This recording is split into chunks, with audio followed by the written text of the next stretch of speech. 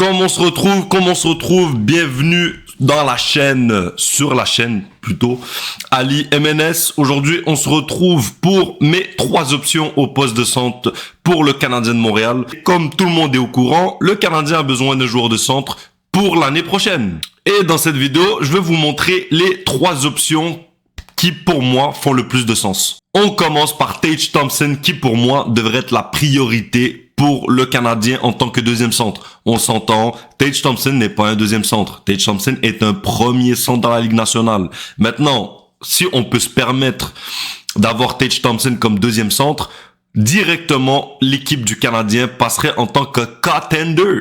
Donc, Tage Thompson est un centre de 27 ans. Ça répond aux critères parce que quand on regarde le noyau du Canadien est entre 18 avec Ivan Demidov qui a 18 ans ou je pense qu'il vient d'avoir 19 ans et 25 ans parce que Suzuki a 25 ans. Donc ça, c'est ton noyau. Et il rentre peut-être un peu plus parce que 27 ans, c'est 2 ans de plus que Suzuki, mais tu peux pas avoir que des joueurs entre 18 et 25 ans pour gagner une Coupe Stanley. Donc tu ramènes un gars d'expérience comme Tage Thompson qui a déjà eu 2 saisons de plus de 40 buts, si je me trompe pas, une saison à 94 points. Tage Thompson est pour moi la priorité numéro 1 pour le Canadien au poste de centre.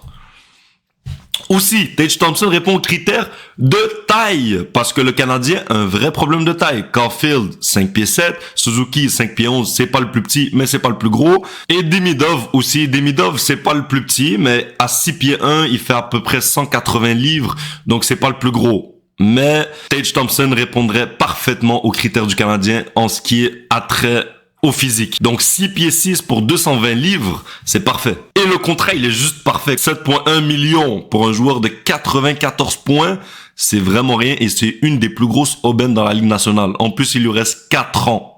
4 ans! Oui, Tage Thompson, c'est ma priorité numéro 1 au poste de centre, mais Tage Thompson est le joueur de centre qui coûtera le plus cher parmi les 3 options que je vais vous montrer. Donc, mon prix pour Tage Thompson. Je donne le first de cette année qui est 16e au total, le first encore de cette année qui est le 17e au total, donc 2 choix de première ronde cette année. Je donne Logan Mailloux qui a un besoin pour les Sabres de Buffalo parce que ils ont 2 défenseurs élites au poste de défenseur, mais c'est des défenseurs gauchers. Logan Mailloux est un défenseur droitier avec avec un bon potentiel pour devenir un défenseur top 4. Et c'est ce qu'ils ont besoin, Buffalo, parce que Buffalo n'a aucun défenseur droitier à haut potentiel. Par-dessus ça, je rajoute Joshua Roy. Joshua Roy qui est un prospect pour la Ligue nationale, mais qui pour moi n'est plus un fit pour le Canadien. Le Canadien a besoin de se grossir. Le Canadien a besoin de gros joueurs, de joueurs rapides, efficaces. Roy n'a aucun de ces atouts-là. Roy a un potentiel pour devenir top 9 dans la Ligue nationale, mais n'est juste plus un fit pour le Canadien.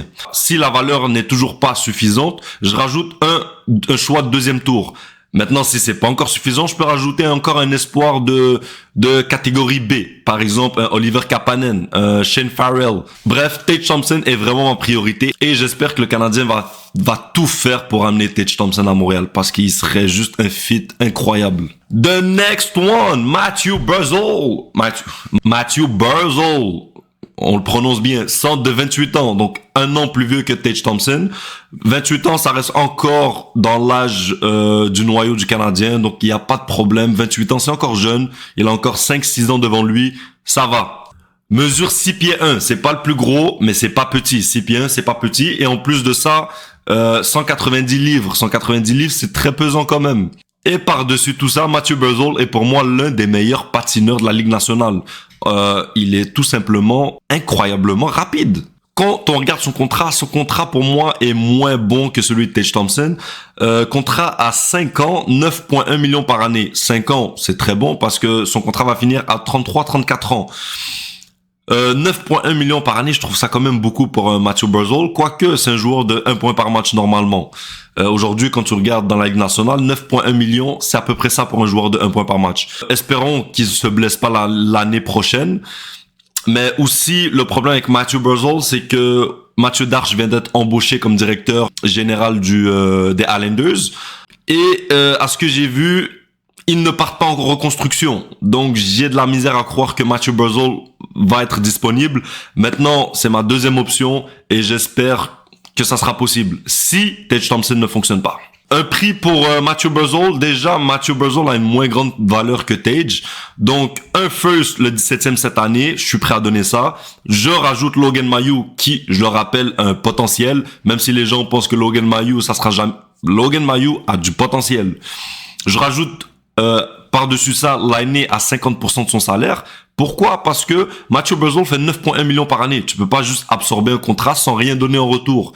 L'année fait 8,7 si je me trompe pas, mais tu retiens 50% de son salaire et il reste que 1 an. Donc l'année après ils vont s'en débarrasser. Et par-dessus ça, je rajoute un prospect qui pour moi va être un joueur de la Ligue nationale, Oliver Kapanen, qui va juste augmenter la valeur de la transaction. Et si c'est toujours pas suffisant, je peux rajouter un choix de deuxième ronde ou un choix de 3. Ma dernière option, et non la moindre, les gars, c'est The Kid. Centre de 37 ans, va avoir 38 ans. C'est The Kid, j'ai pas à vous le présenter, ça a été un de mes joueurs préférés. Imaginez, c'est The Kid à Montréal. Il mesure 5 pieds 11 et 201 livres plutôt. 5 pieds 11, c'est la même taille que Nick Suzuki, si je me trompe pas. À peu près le même poids, quoique Suzuki est un peu plus pesant. C'est à peu près le même gabarit, donc j'ai pas peur, même si on a besoin de grands centres. Je pense que c'est The Kid, on l'a vu, est très solide sur ses patins, et comme Nick Suzuki, plutôt c'est Nick Suzuki qui est comme Sidney Crosby, excuse-moi, mais c'est des joueurs faits solides, donc on n'aura pas de problème sur ça. Contrat de 2 ans à 8,7 millions par année, ce qui est très respectable. Le seul point négatif que je peux donner à The Kid, c'est qu'il a 38 ans. C'est juste ça le problème, c'est qu'il a 38 ans, il reste 2 ans à son contrat, à 8,7 millions par année, c'est acceptable. Le gars, c'est un gars de 1 point par match et l'année passée, il a fait plus de 90 points. Donc, c'est parfait. Maintenant, moi, je suis pas prêt à donner la lune pour Sidney Crosby. Il va être là que pour 2 ans. On va dire au maximum, au mieux, 3 ans. Donc, je suis prêt à donner un first qui est le 16e cette année, plus Logan Mailloux. Moi, je pense que c'est Logan Mailloux qui va être sacrifié. C'est pour ça que je l'ai mis dans les 3 transactions. Je le rappelle, défenseur droitier, 6P3, gros potentiel pour devenir un futur défenseur top 4. Je mets Patrik Laine aussi à 50% parce que c'est The Kid fait 8,7. Donc, t'es obligé de donner un peu de salaire. Et je rajoute par-dessus ça un choix de deuxième tour. C'est ce que je suis prêt à donner pour Sidney Crosby. Ceux qui veulent donner la lune, qui veulent donner 3 choix de première ronde, ils veulent donner Michael Age, Nick Suzuki, ils veulent donner Caulfield, ils veulent donner Slavkovski. Ouais, videz tout le club pour avoir Sidney Kid pour 2 ans, puis après on va voir ce qui va se passer. Bande d'incompétents. Donc c'est la fin, c'était mes 3 options, donc numérotées de 1 à 3, Tage Thompson étant le premier, Barzal le deuxième et c'est The Kid le troisième. C'était mes 3 options. Si vous avez d'autres options, mettez-les moi en commentaire. Si vous n'êtes pas d'accord avec moi, mettez-le moi en commentaire. Si vous pensez que je donne pas assez en termes d'actifs pour récupérer ces joueurs-là, mettez-les moi en commentaire. N'hésitez pas à partager, liker, commenter. Je deviens YouTubeur. En fait, je suis un YouTubeur. Donc, commentez, likez, partagez. Peace!